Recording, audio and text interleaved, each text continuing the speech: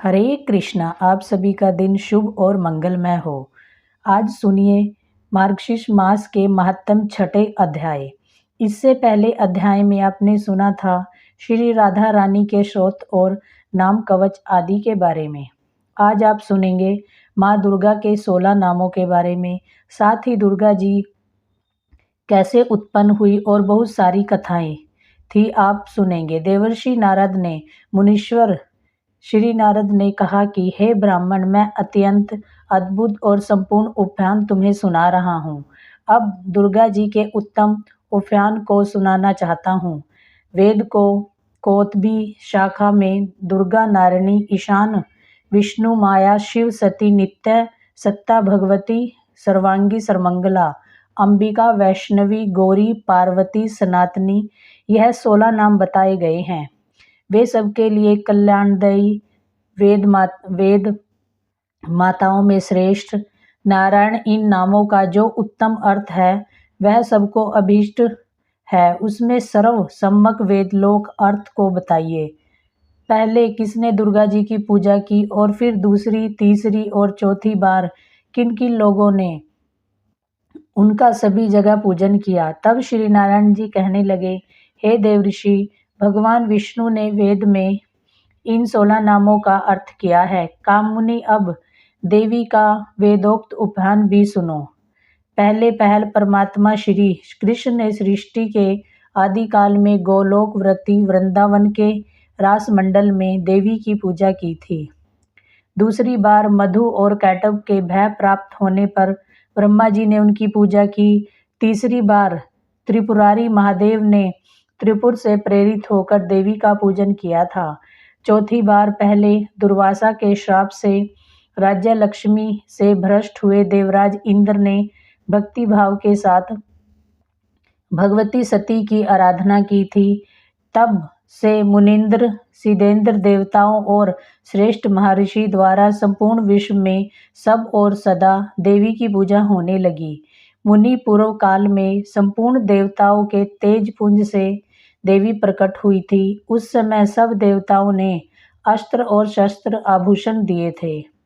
उन्हीं दुर्गा देवी ने दुर्गे आदि दैत्यों का वध किया और फिर देवताओं को अभिष्ट वरदान के साथ उनका राज्य वापस लौटाया था। दूसरे कल्प में महाराजा राजा सूरत ने, जो कि मेदसिस में सरिता के तट पर मूर्ति में देवी की पूजा की थी, उन्होंने वेदोक्त 16 उपचार अर्पित करके विधि पूर्वक पूजन और ध्यान के बाद कवच धारण किया था और फिर वे परिहार नामक स्तुति करके अभिष्ट वरदान प्राप्त किया। इसी तरह उस सरिता के तट पर उसी मृण्मयी मूर्ति में एक वैश्य ने भी देवी की पूजा करके मोक्ष को प्राप्त किया था और वैश्य ने अपनी आंखों से आंसू बहाते हुए दोनों हाथ जोड़कर देवी की स्तुति की और फिर उनकी उस मृण्मयी प्रतिमा नदी के निर्मल गंभीर जल में विसर्जन कर दिया। वैसी मृण्मयी प्रतिमा को जलमग्न हुई देखकर राजा और वैश्य दोनों रो पड़े। फिर वहां पर वही कहीं कहीं चले गए। वैश्य ने देह त्याग करके जन्मांतर में पुष्कर तीर्थ में दुष्कर तपस्या की और दुर्गा देवी के वरदान से वे गोलोक धाम में चले गए। राजा अपने निकट राज्य को लौट गए और वहां सभी के आदरणीय होकर बलपूर्वक शासन करने लगे। उन्होंने 6000 वर्षों तक राज्य का भोग किया। फिर अपनी पत्नी और राज्य का भार अपने पुत्र को सौंपकर वे काल योग से पुष्कर में तपस्या करके दूसरे जन्म में सर्वाणु मनु हुए। वत्स, हे मुनि श्रेष्ठ, इस प्रकार मैंने आगमन के अनुसार दुर्गा का उपाख्यान संक्षेप में वर्णन कर दिया है। अब तुम और क्या सुनना चाहते हो?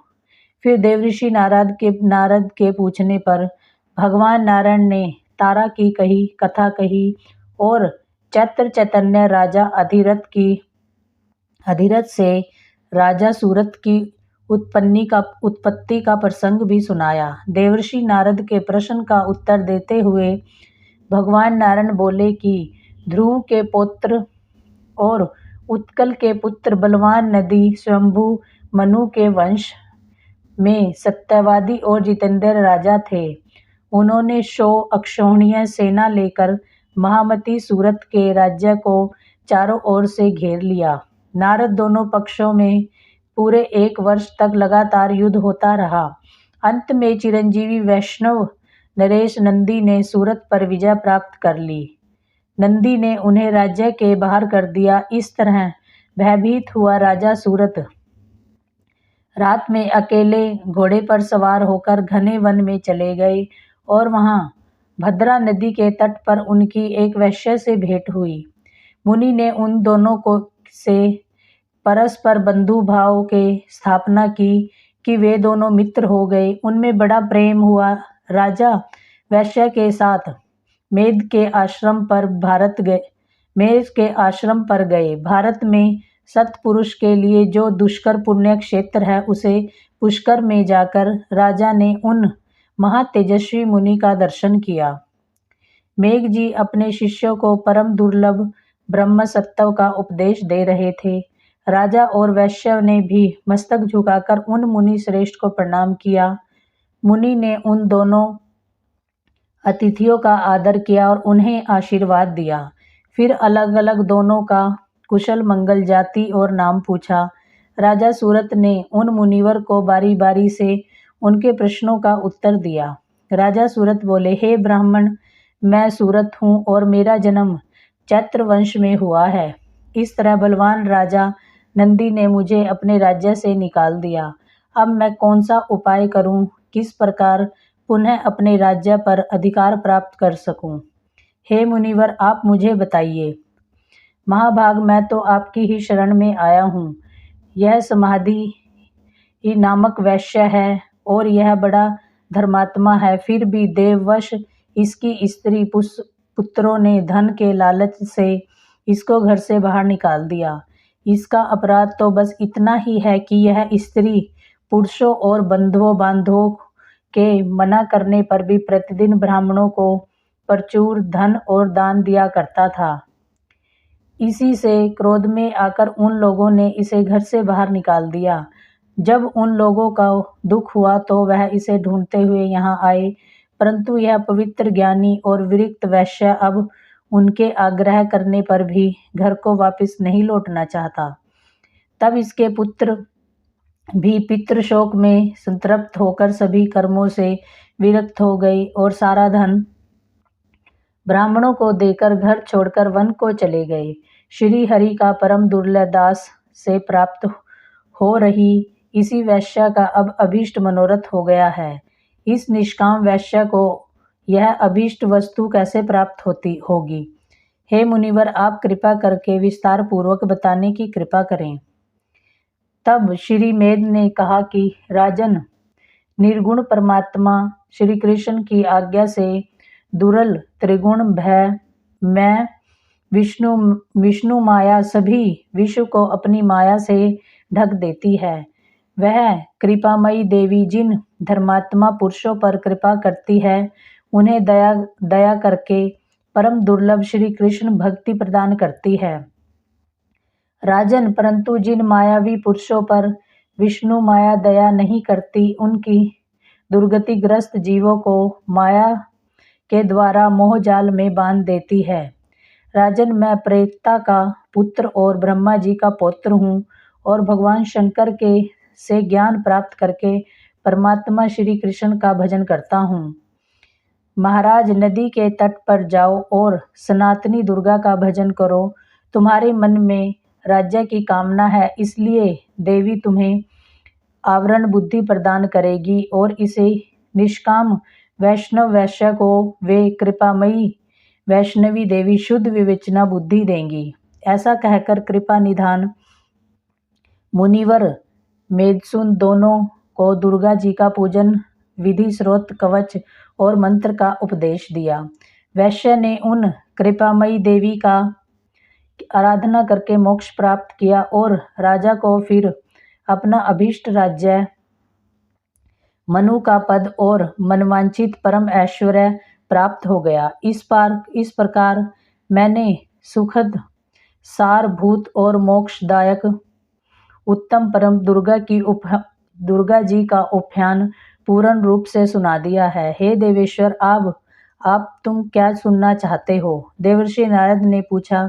भगवान जो सर्वोच्च गुण के लिए ज्ञान की वृद्धि कराने वाले हैं तथा अमृत का उत्तम सागर हैं, उसी से मैंने सुन लिया है। अब मैं गणेश खंड को, जो मनुष्य के संपूर्ण मंगलों का भी मंगल स्वरूप है, गणेश जी के जन्म का वृत्तांत भी परिपूर्ण हो, उसे सुनना चाहता हूँ। जगदीश्वर, भला माता पार्वती जी के उदर से सुर श्रेष्ठ गणेश जी की उत्पत्ति कैसे हुई? किस प्रकार पार्वती देवी ने ऐसे पुत्र को प्राप्त किया?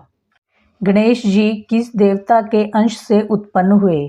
उन्हें जन्म क्यों लेना पड़ा? और वे अरयोनिज थे, अर्थात खुद ही प्रकट हुए थे, या किसी योनि से उत्पन्न हुए थे? उनका ब्रह्म तेज कैसा था? उनमें कितना पराक्रम था और उनकी तपस्या कैसी थी? वे कितने ज्ञानी और उनका यश कितना निर्मल था?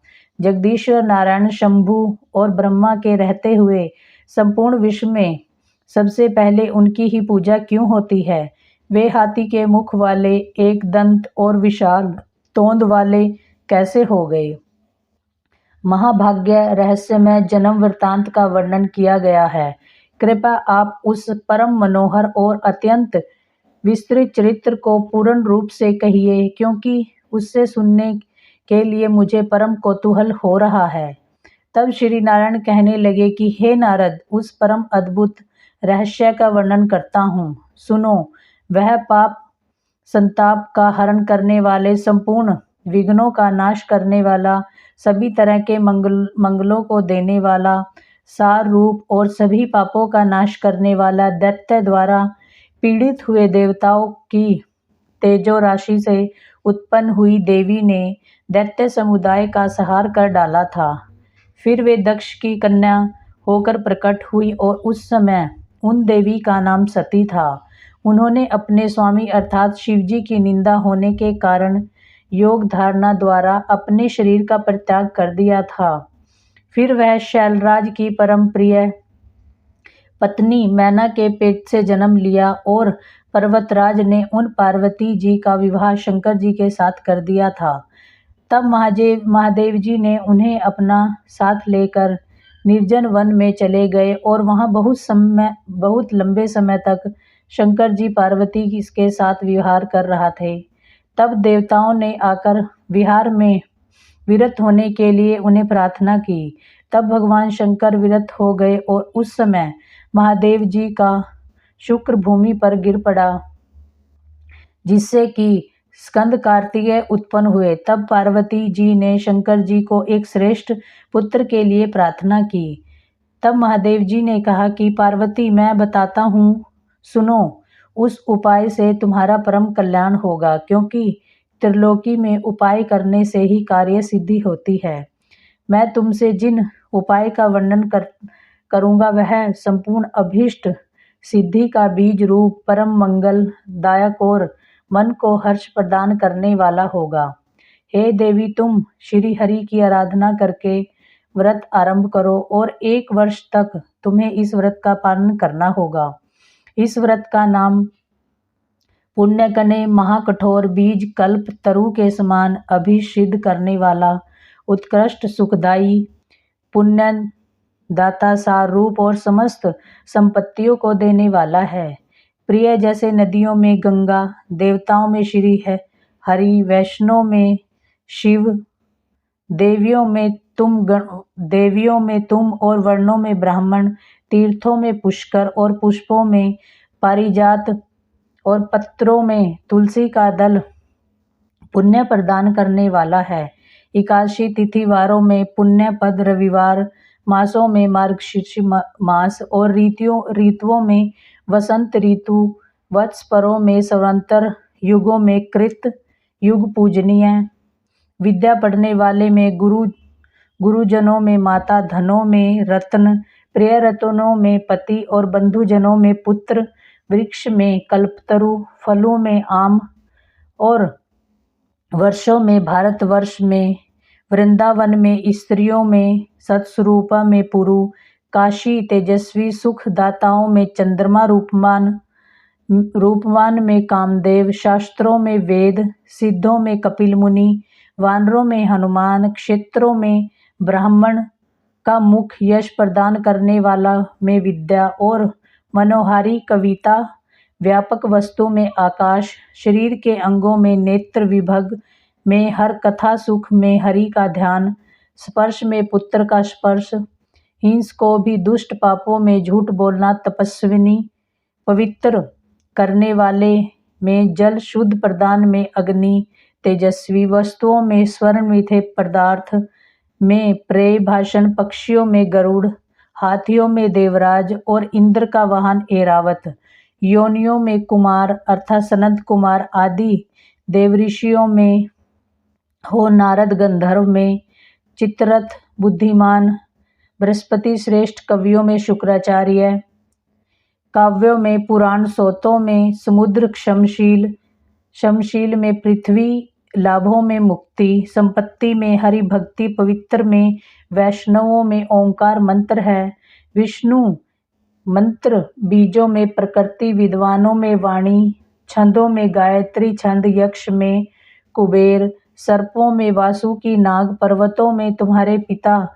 हिवा, गोवों में सुरभि, वेदों में सामवेद, ऋण में कुश, सुख पदों में लक्ष्मी जी, शीघ्र गमनीय में अर्थात सबसे तेज चलने वालों में मन के अक्षरों में आकार, हितैषियों में पिता, यंत्रों में शालिग्राम, शिला पशु, अस्थियों में विष्णु, पंजर, चौपाइयों में सिंह, शिवधारी में मनुष्य में इंद्रियों में मन और रोगों में मंदाग्नि, अदिति पुत्रों में इंद्र, दैत्य में बलि, साधुओं में प्रहलाद, दानी हो दधीचि, अस्त्रों में ब्राह्मण, चक्रों में सुदर्शन चक्र, मनुष्यों में राजा रामचंद्र और धनुधार हो लक्ष्मण जी श्रेष्ठ हैं। और जैसे श्री कृष्ण सर्वाधिक सबके बीज स्वरूप हैं, कुछ देने वाले और सभी वस्तुओं के सार रूपी हैं, उसी प्रकार यह पुण्य व्रत संपूर्ण व्रतों में श्रेष्ठ है। इसलिए महाभाग्य तुम इस व्रत का अनुष्ठान करो और ये तीनों लोक में अत्यंत दुर्लभ है। इस व्रत के पालन से ही तुम संपूर्ण वस्तुओं का सार रूप पुत्र प्राप्त होगा। इस व्रत के द्वारा संपूर्ण प्राणियों के मनोरथ सिद्ध करने वाले श्री कृष्ण की आराधना की जाती है, जिनके सेवन से, जिनके दर्शन से मनुष्य अपने करोड़ों पितरों के साथ मुक्त हो जाता है। जो मनुष्य विष्णु मंत्र ग्रहण करके श्री हरि की सेवा करता है, वह भारतवर्ष में अपने जन्म धारण सफल कर देता है। वह अपने पूर्वजों का उद्धार करके निश्चय ही वैकुंठ लोक में जाता है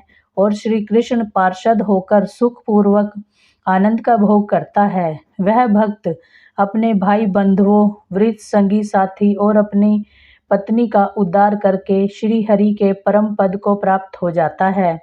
इसलिए गिरजे, तुम भी इस परम दुर्लभ विष्णु मंत्र को ग्रहण करो और उस व्रत काल में इसी मंत्र का जाप करो, क्योंकि यह पितरों की मुक्ति का कारण है। ऐसा कहकर भगवान शंकर गिरजा के साथ तुरंत गंगा तट पर गए और उन्होंने प्रसन्नता पूर्वक कवच और स्रोत सहित मनोहर विष्णु मंत्र पार्वती जी को सुनाया। फिर उन्होंने पार्वती जी से पूजा की विधि और नियमों का वर्णन भी किया। हरे कृष्णा। आज के अध्याय में बस इतना ही। इसके आगे की कथा आप आने वाले अध्याय में सुनेंगे।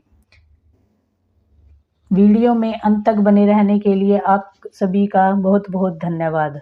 अगर आपको वीडियो अच्छी लगी तो वीडियो को लाइक करें और चैनल को सब्सक्राइब करें। हरे कृष्णा।